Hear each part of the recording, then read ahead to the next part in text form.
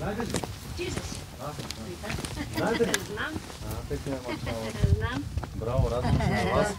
Къде сте били хубави болки? Къде? На гората. Бихме да се Гората наберем заборена. борина за зимата.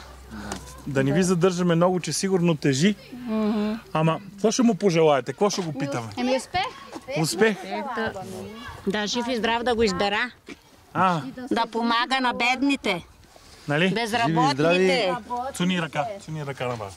Жив и здрав да си. Така. Хайде и на друга. Няма проблеми. Нищо. Живи и здрави. Жив и здрав да Аллах си. да ви помага. Кой номер? 20. Бюлетини номер 20. Добре, живи и здрави, ще гласуваме. Жив и здрав. Ще докараме плакати и всичко. Добре. Да създаде работа на нашия Виждам, народ. че се мъчите, разбираш ли? Не, я. Тук няма работа, няма нищо. Стигне цял живот млад, за Ти да не си журналист. Да. Пата Да.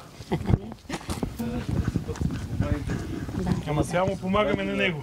Да, е жив и здрав. Към ние като ние в фермата. Те за пари се борят, реже Вие без пари. така. Просто не е думи. И тия другите също душманите не са издигнали. Да кажеш кой номер 20. ще гласувам. Това е положението. Ти Леся, али авката ти бе, кой ти беше мача? Ние бехме в малко наре, учехме заедно. Верно ли? Чакай. Живи и здрави. А кажи нещо за майка му. Че ви е... Ами, майка му беше много добра жена.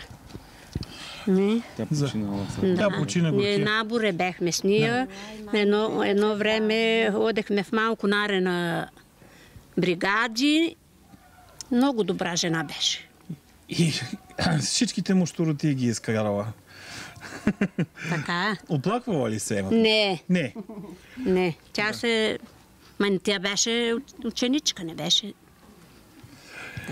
Женена вече. После веки не сме се виждали. След толкова години казаха, че е починала. Але баща ти е ходжа. Да. Живи и здрави.